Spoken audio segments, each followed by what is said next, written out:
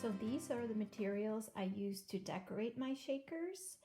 I used scissors, I have some tape here, a glue stick, and a variety of recycled papers. This is some tissue paper from a birthday present, and some magazines. So I want to show you how I did the butterfly on this shaker.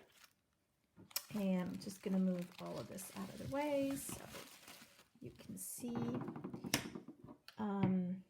So what I did was I folded the paper that I wanted for my butterfly in half.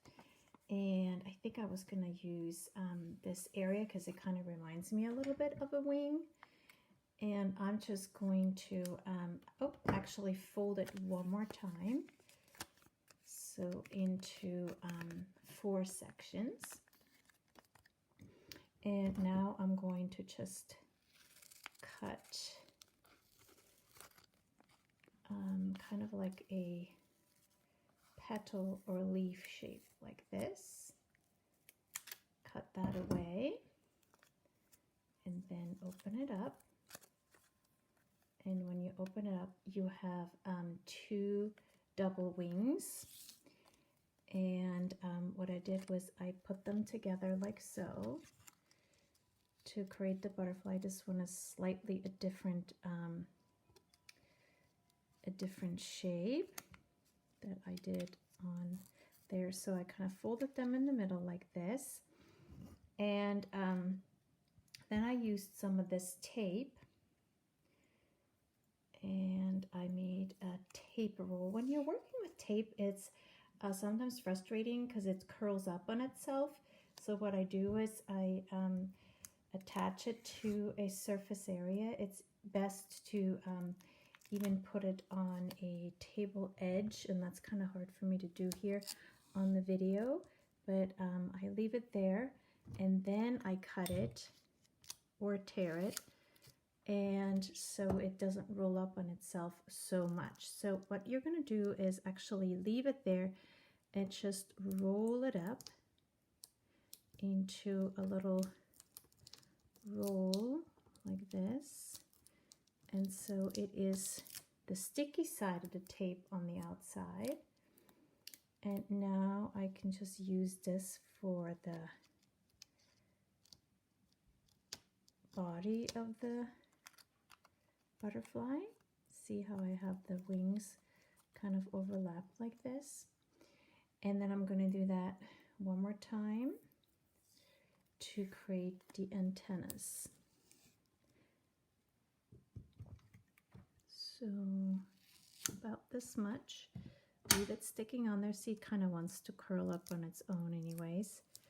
So actually I want to do longer antennas, so I'm going to roll it the other way, this way. Here we go. And kind of give it a little twist in the middle and twist them out this way and that way to thin them out a little bit. And if you like to give them a little curl at the end, you can certainly do that. And now it sticks on itself because it's the sticky part of the tape. And here you go. Here you have a beautiful butterfly that you can add to your shaker. So maybe I'll add this on here to the side. And the way I would add this on would be with another tape loop. So I'm just doubling the tape on itself, kind of like we did before, but a little bit wider. Attach that to the back of the butterfly, and voila, you can add it on wherever you like. Beautiful. Yay, my shakers are done. So I want to try them out. Here's the one filled with rice, and these are the sounds I can make with this shaker.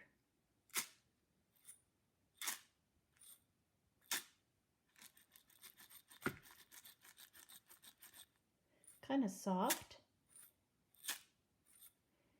Here is the tin can filled with beans.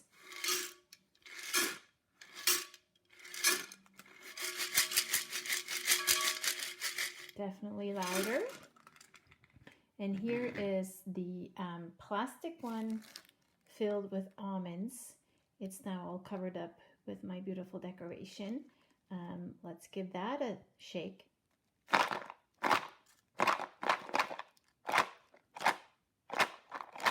Sounds pretty good. I think my favorite are these two.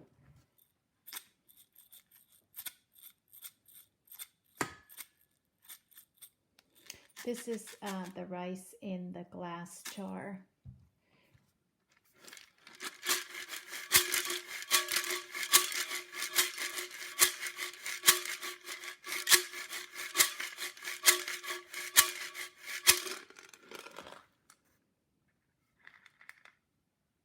Sounds pretty good.